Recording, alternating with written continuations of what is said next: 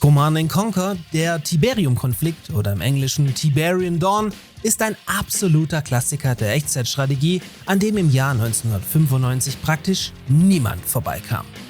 Was folgte, waren unzählige Nachfolgetitel und vor allem im Jahr 2020 ein Remake in Form der Command & Conquer Remastered Collection, welches den Titel dank Upscaling bereits deutlich aufpolierte und durchaus als gelungen angesehen werden kann. Ihr könnt Tiberian Dawn aber auch so Reinforcements have arrived. Als Redux Edition in Form einer Mod für Zero Hour in 3D spielen. Und da diese Mod 2024 ein riesen Update erhalten hat, muss ich euch dieses beeindruckende Fanprojekt mal genauer vorstellen.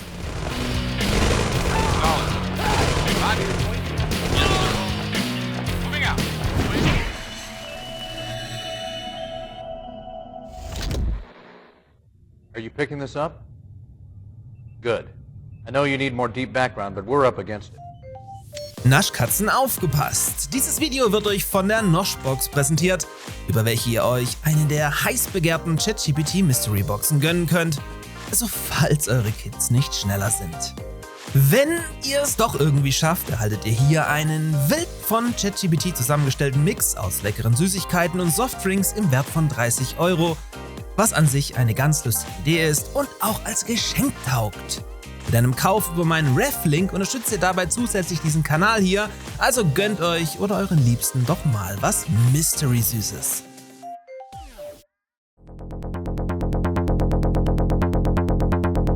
In Tiberian Dawn kämpften 1995 erstmals die GDI und die Nord unter der Führung des legendären Kane um die neue Ressource Tiberium, dessen Kontrolle die Weltherrschaft bedeuten könnte. Was damals noch keiner ahnen konnte, sich aber ziemlich schnell abzeichnete, war ein absoluter Welterfolg und mit einer der Puzzlestücke für den Aufschwung der Echtzeitstrategiespiele, die zu großen Teilen alle auf diesem einen Spiel aufbauten. Bereits seit 2007, also lange bevor man bei EA an ein mögliches Remaster dachte, läuft die Entwicklung von C&C Tiberian Dawn Redux, welches erstmals in seiner Urversion 2009 via ModDB als Mod für Command & Conquer Generals Zero Hour erschien.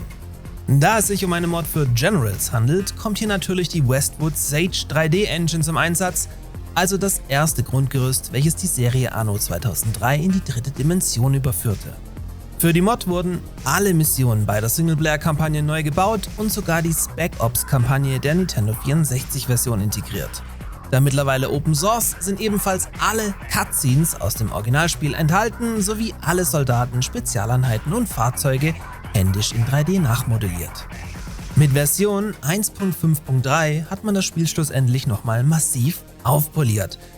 So wurde die Grafik aktualisiert, ein neues Shader-System eingeführt, das erstmals für Schatten sorgt, eine neue Benutzeroberfläche integriert, das Balancing optimiert, die KI überarbeitet und 4 zusätzliche Kampagnenmissionen ergänzt.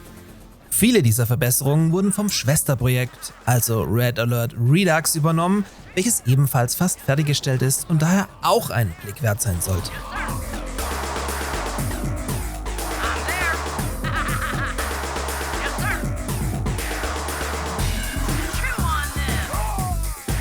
Auf der Grafikseite wurde mit dem letzten Update der veraltete ENB-Shader entfernt, der bisher zu extremen Leistungseinbußen bzw. Rucklern sorgte und dann in diesem Zug durch Reshade ersetzt. Dadurch profitiert die Mod nun durch verbesserte Tiefenschärfe, Nebel, Schatten und vor allem durch Anti-Aliasing. Wer meine Videos verfolgt, der weiß, dass ich euch im vergangenen Jahr bereits 2 Tutorial-Videos zu C&C Generals gemacht habe, in denen ich euch vor allem geraten habe, das Spiel über den Gene Patcher vernünftig auf aktuellen Systemen zum Laufen zu bringen.